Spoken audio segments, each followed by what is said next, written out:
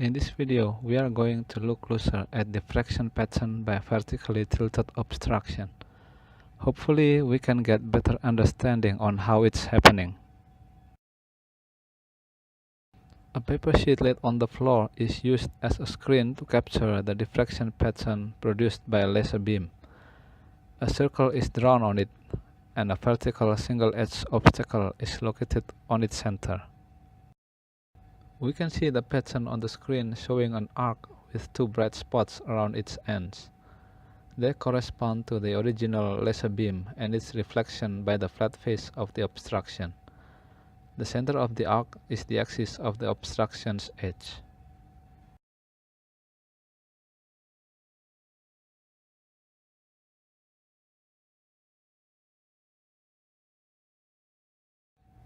Now we replace the single-edge obstruction with a cylinder with significantly larger diameter than the laser beam.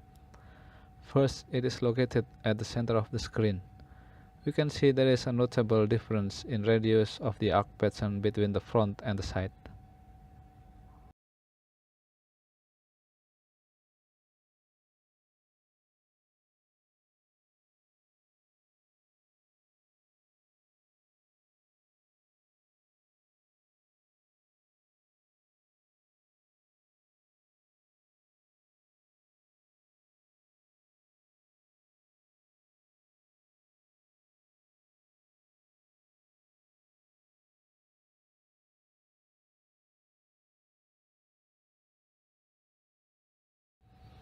Let's look at the cylinder so that its edge is at the center of the screen.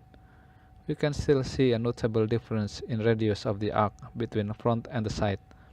This clearly shows that the pattern on the screen is produced by the different part of laser beam being reflected by different part of the obstruction.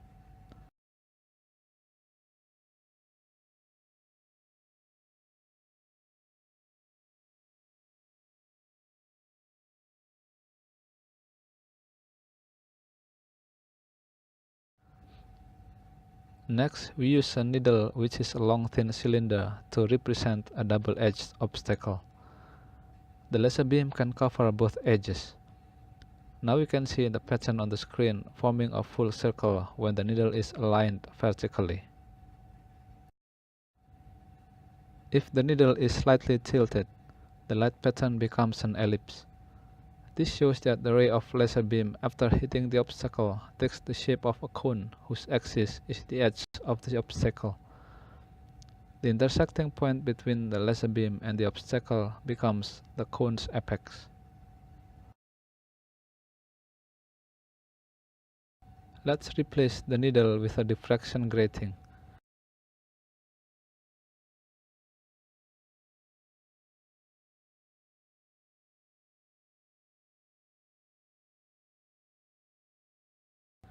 I'll try to make the point of incidence is right above the center of the screen while making the axis of the diffraction grating perpendicular to the screen.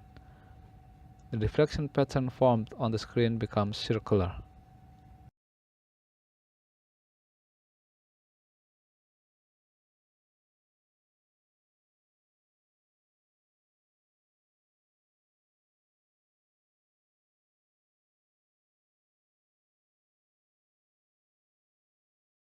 Changing the position of laser pointer while keeping the position of the grating and incident point does change the location of bright spots on the screen, but doesn't change the overall shape of the pattern. It's still circular with the same center as the screen. But if the grating is tilted so its axis is no longer perpendicular to the screen, the pattern on the screen is no longer circular.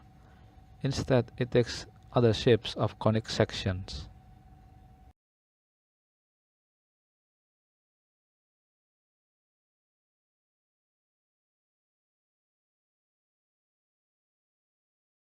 These results clearly show that geometrical optics is still working even when we are dealing with diffraction grating.